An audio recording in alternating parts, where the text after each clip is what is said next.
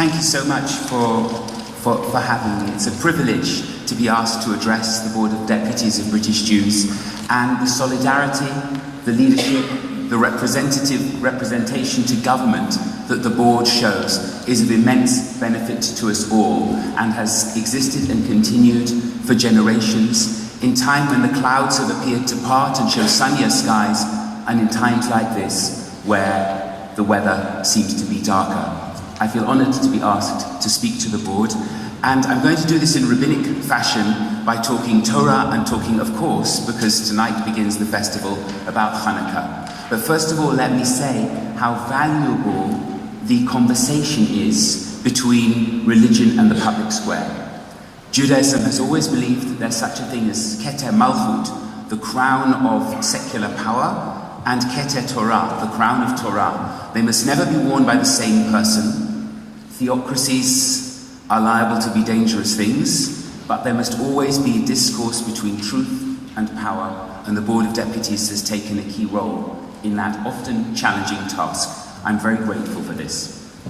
I'm going to go to Hanukkah, and at first I'll speak rather generally, but I'll bring in the specifics I want to talk about as I outline some of the details of the festival which we're all looking forward to later today.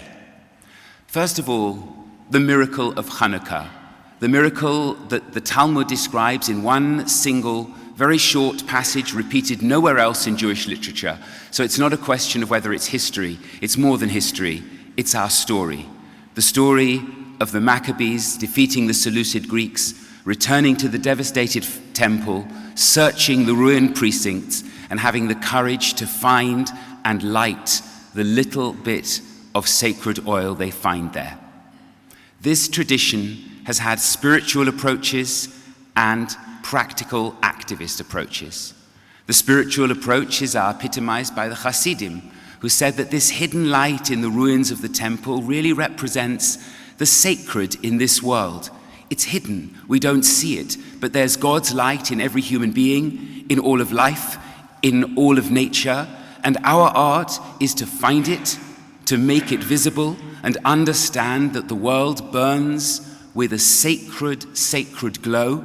That's what it means to be a religious person, that's what it means to be a Jew.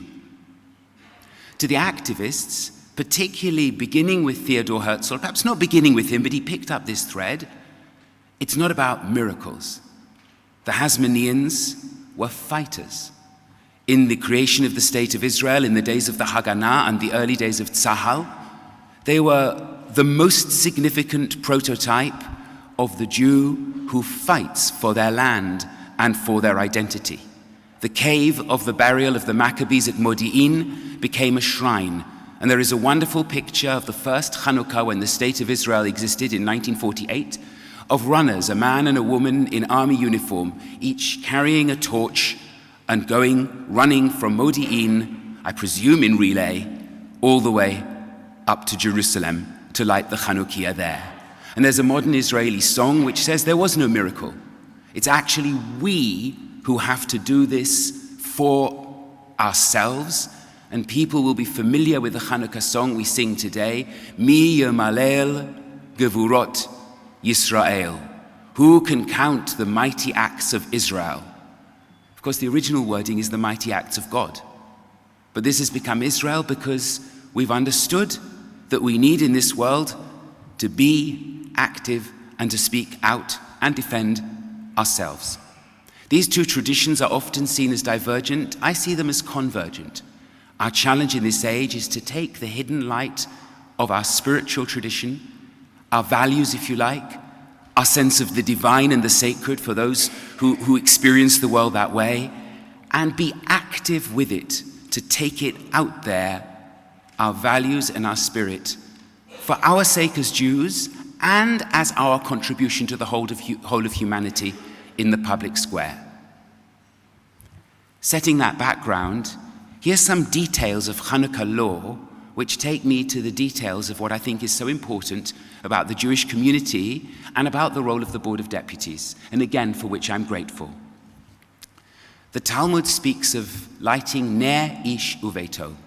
Each home, each person has its light. We are marking today the arrival in London of the first Kindertransport train, which left Berlin on the 1st of December. And there are gatherings at Liverpool Street and many commemorative events. We're very familiar, we should be at least, with those who went to make a huge success of their lives, but have also encountered people who suffered all their lives long. People who perhaps never felt they could return to their Jewish identity. People who are scattered and people who are lonely. And I think about this, each person and their candle, and how important in times of challenge, which I believe we're now living in the world and for Jews, to reach out to each individual. I appreciate the work of Jewish Care, another fantastic cross-communal body, because every person and their light matters, older, younger, living in any part of this country or elsewhere, alone or in community. And I believe that we need to connect and gather these lights, because in times of challenge, hostility, growing xenophobia across the world, the voice of populism, including anti-Semitism, to be alone is much harder than to be connected. But we bring these lights together, each light, on the Chanukiah, on our collective. And as well as our individuality, our collectivity matters hugely. I was at, and very moved by, the gathering and vigil for the families, the killed of Pittsburgh, which the board organized with great sensitivity and huge inclusion at no notice, as these things invariably are. It is so important that we gather all our lights on the Chanukiah. This is a cross-communal body. Different denominations are welcome. Jews of no denomination, Jews who experience their Judaism as cultural, are made welcome here. This is of such importance. I have a warm friendship with the chief rabbi and with colleagues across the spectrum. The more we can embrace the fact that we need different doors to our Judaism, that thank goodness there is an Orthodox, a liberal, a Reform movement, a Limud, a Jewish book week, a Jewish film week, and I will of course mention the Masorti movement. All these doors matter, and to come together on the same Chanukiah, it is really, really, really important. And at times, like was mentioned earlier, Ajax, one sees our solidarity. What do we do with that solidarity? Having lit our Chanukiah and each light, where do we put it? The Talmud says you put it birshut harabim, you put it in the public domain where people see it. You go out there in the public square. The public square is not always an easy place to be, but it is an important place to be, because as I said earlier, we want to make our values, our community, our needs and our voice, and sometimes the challenges we face, like anti-Semitism, known in the public domain. So Hanukkah in the square, at Trafalgar Square, is in a way a symbol of something much, much greater. The Talmud goes on to say that if it's a time of danger, and you can't put your Chanukiah out there, you light your lights on the table, hidden, and that's enough. But we want our lights as Jews to be out there before the world becomes too dangerous to do it. And that is also about making connections. I'm ex officio a president of the Council of Christians and Jews, and I see the connections being made there. I'm also a member, and Orthodox and Reform and Liberal colleagues are in all these bodies, of the Council of Rabbis and Imams. I appreciate the importance of talking to people of other faiths, Jews through the ages, and it includes actually Israel for all its independence. We survive in this complicated world by making relationships. And sometimes making those relationships isn't with people who think eye to eye with us. Sometimes relationships have to be made quietly, carefully, cautiously with people we do not like. But I'm a person who believes that one opens the doors, one puts one's light out there in the public square, one invites other lights to join one, and quietly or openly, one makes relationships with one's friends, for sure, one keeps them as friends, and somehow one also has to talk to people with whom one doesn't agree, because no discourse, no light.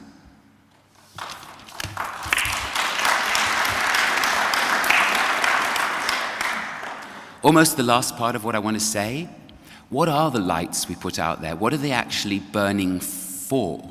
I haven't really spoken about that. They burn for our values. And those values, in the history of Judaism, we're very lucky to live in the kind of world we do, because broadly democratic societies share or aspire to the values at the heart of our Judaism. The first is super obvious. In fact, they're all obvious. It's life. Wir sehnen do. That's what the Kindertransport really celebrates, the saving of life in spite of everything. And another Jewish cross-communal body, which I very much admire, is World Jewish Relief, I think, which does magnificent work and includes rabbis and members and synagogues of all denominations as its supporters. And we're there to support and defend Jewish life, but also to stand up for all vulnerable life. And one of my heroes at the moment is Lord Alf Dubs, who said, as being on the Kindertransport, he wants us to help other refugee children. And for a while we've had refugees living in our home. But it's also, and this is something which troubles me every day, it's also the life of our planet. It's also the life of nature. Judaism believes that this is God's creation and that we must not destroy it through global warming, through our waste. And I'm very pleased that the board is looking seriously and positively at being the formal owner of the Eco Synagogue project, in which I've been a leader and which I have the strong vocal support of the chief rabbi, and it needs to be held cross-communally. Equal of value, or next in value, nothing is equal in value to life, is truth. And speaking truth to people who do not always want to hear it, and I know that the board has been at the forefront of this, is hard. But we are in a world of post-fact, a world which is frequently a world of the loudest soundbite, whether true or not. And it's become the case that people sometimes don't care whether what they say is true, so long as it's populist. We're returning from an age of empiricism to an age of myth, and it's extremely dangerous. And Judaism has said even of God, amitihu, God is a God who loves truth, and Judaism has stood for truth even where it's challenging. And putting the importance of the discourse of honesty, truth, and integrity in the public square is a role the board has taken and will take, and we must all take. Two more values: chesed, the Torah of loving kindness. Judaism is a religion which has, I think, at its peak, the values of loving kindness, and my other and last one, the values of tzedek, the value of social justice. These are values which we need to epitomize in our conduct, in our communities, find solidarity with in all other organizations who work for them, in a society, in a world which has become crueler in the last years. And there is no equivalent to the ordinary acts of loving kindness. For them too, the Chanukiah in the public square must burn. The last thing I'm going to say, I promise I will finish, is a word about the shamas, that kind of snuffed out candle after it's done its duty of lighting the others. The tradition is that on a Chanukiah, the shamas is higher than the other candles. I often puzzled about this because most people think of the servant as, God forbid, lower. The height of the shamas goes back to Abraham. When Abraham's 3 angel guests sit, the Torah says, Hu omed alehem. He stood above them to serve them. The shamas is about service. Ultimately, Judaism is about service. It's about service of God in a religious sense. It's about service of the Jewish people and our values. And in its widest sense, it's about service of humanity. And that's what putting our Hanukkah lights out there in the public square is about too. Thank you.